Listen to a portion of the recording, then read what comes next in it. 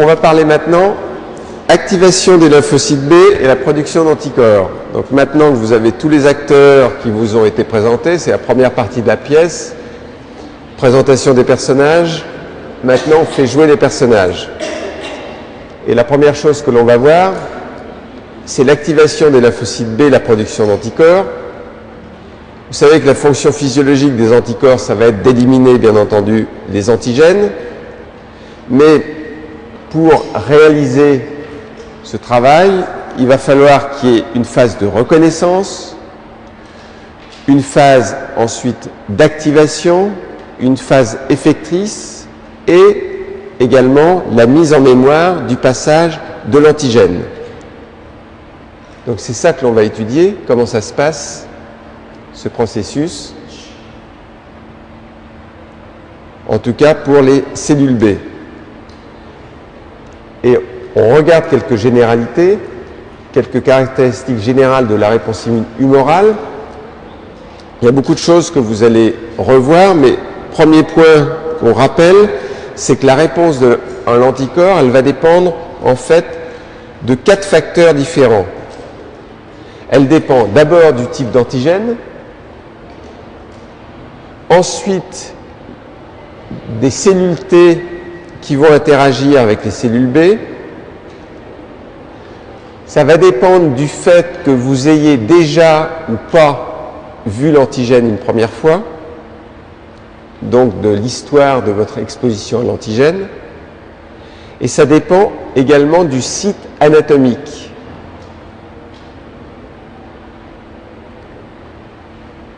Donc ça a 4 facteurs pour la réponse. Première chose, c'est que, et ça vous le savez, on l'a déjà fait, la réponse anticorps à des antigènes protéiques, ça requiert une coopération entre les lymphocytes B et les lymphocytes T auxiliaires. Tout simplement parce que ces antigènes sont des antigènes T dépendants. Et vous vous souvenez qu'on avait vu qu'il y avait quelques antigènes non protéiques, des polysaccharides, des lipides, qui n'avaient pas besoin des lymphocytes T auxiliaires, tout simplement parce qu'ils avaient des motifs répétitifs. Autre généralité, la réponse T dépendante, elle est spécialisée, c'est-à-dire qu'en fonction, je vous ai dit, du type d'antigène, vous ferez une réponse B qui aboutira à la production d'IgG, d'IgE ou d'IgA.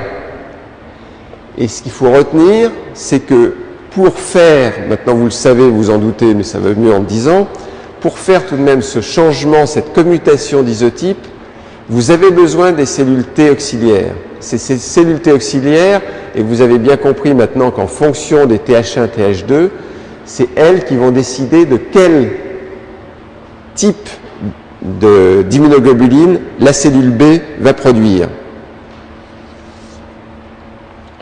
Si c'est une bactérie, vous aurez plutôt tendance à produire par exemple des IgM, puis ensuite des IgG.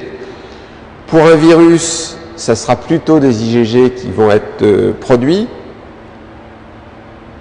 Pour un parasite, plutôt des IgE. Et toujours dans les généralités, je viens de vous dire, bon, ça dépend du type d'antigène, ça dépend des cellules T, ça dépend aussi de la localisation, en fait, du site de production. Par exemple, les tissus lymphoïdes associés aux muqueuses, vous savez ce qu'on appelle MALT, pour Mucosa Associated Lymphoid Tissue. Ça, c'est la muqueuse gastro-intestinale, je vous le rappelle, c'est l'appendice, c'est les amygdales. Ça produit plutôt majoritairement des IgA. Donc ça montre bien que le site de production de l'anticorps est aussi important. Donc les IgA plutôt produits dans les systèmes, dans les muqueuses ou les systèmes immunitaires muqueux, MALT. Mucosa Associated Lymphoid Tissue. Toujours dans les généralités, vos lymphocytes T auxiliaires, non seulement Ça vous permet de choisir l'isotype d'immunoglobuline que vous allez produire, mais c'est elles qui vont aussi vous permettre de faire des anticorps de forte affinité. La réponse contre T indépendante, elle produit, elle, que des anticorps de faible affinité ou d'affinité moyenne. Il n'y a que lorsque vous avez des lymphocytes T auxiliaires que vous êtes capable de faire des anticorps de forte affinité. Aussi, il va falloir toujours, grâce au T auxiliaire, c'est-à-dire c'est vraiment, vous êtes totalement dépendant de ces T auxiliaires, c'est ça qui vous permettra de faire les lymphocytes T mémoire. Donc un message important, les lymphocytes T mémoire, ça dépend également des lymphocytes T auxiliaires.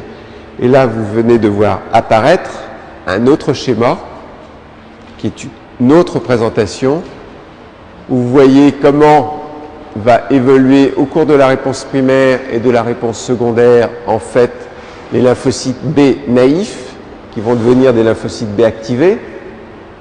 Le B naïf, qu'est-ce qu'il a? Le lymphocyte B nature naïf, qu'est-ce qu'il a à sa surface? Comme des quoi?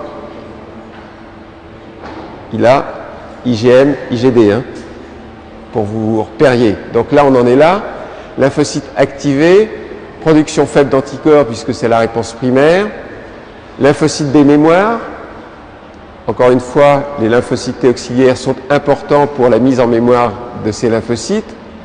Réponse secondaire, cette fois-ci réponse beaucoup plus rapide. Bien. Cette réponse immune, toujours dans les généralités, on va revoir tout ça, elle est initiée dans les organes lymphoïdes périphériques. Ça veut dire quoi? On l'a déjà vu maintenant, ça va être uniquement faire une synthèse de tout ce que vous connaissez. Lorsque ces antigènes sont dans la circulation sanguine, l'organe lymphoïde périphérique qui vous sert, qui va permettre la rencontre lymphocyte T auxiliaire, lymphocyte B, c'est quoi? La rate. Voilà.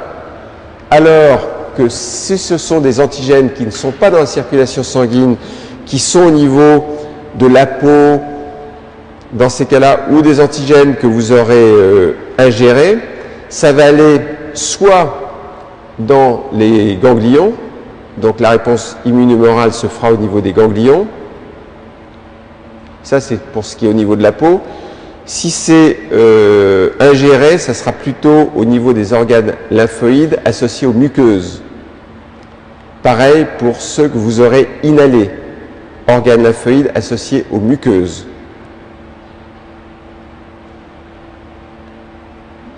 Alors,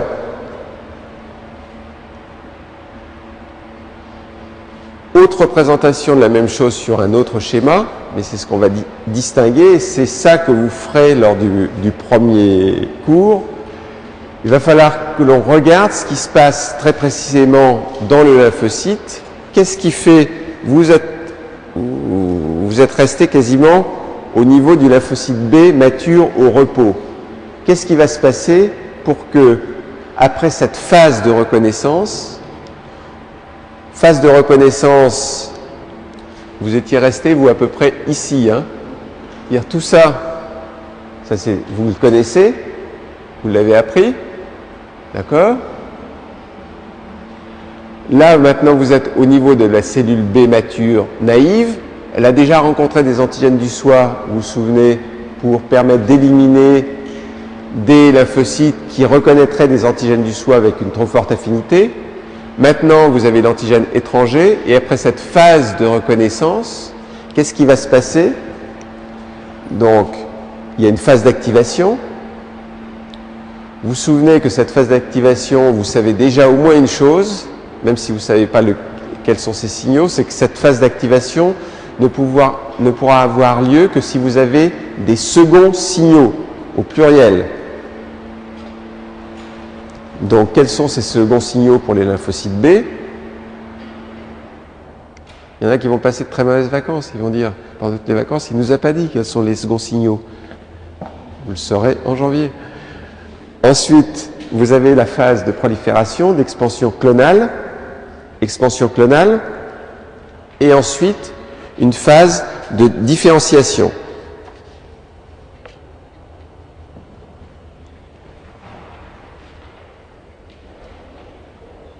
Voilà. Là, maintenant, on va les voir quasiment une par une. Et la première que l'on voit, c'est qu'il va d'abord falloir que vous activiez votre lymphocyte B, le réveil par l'antigène et la présentation par l'antigène. Je vous dis, c'est une synthèse de beaucoup de choses que vous connaissez déjà.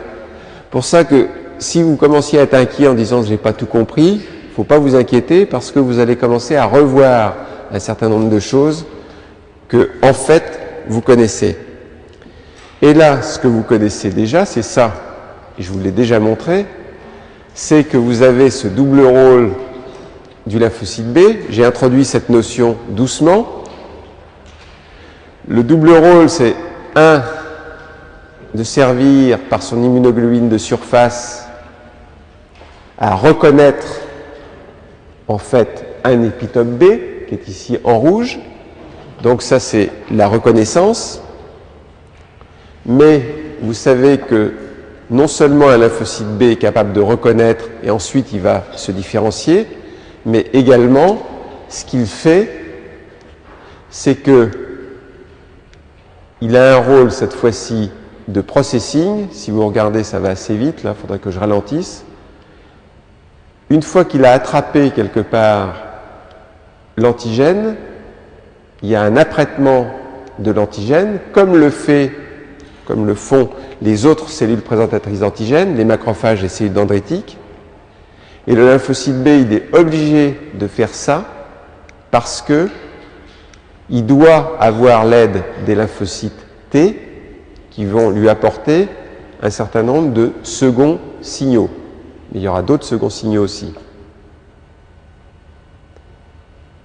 Et il doit bien avoir ce double rôle parce qu'ensuite, c'est le lymphocyte T auxiliaire qui va aider le lymphocyte B à produire des anticorps. Et il ne va pas aider n'importe quel lymphocyte B.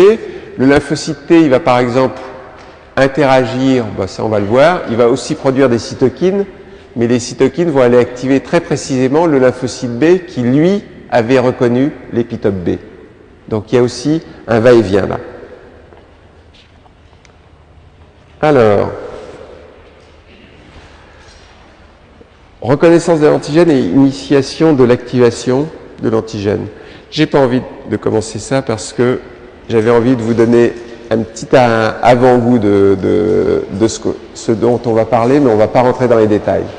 Donc maintenant, on s'arrête ici et vous savez qu'on va étudier tout le processus. Je vous souhaite d'excellentes fêtes.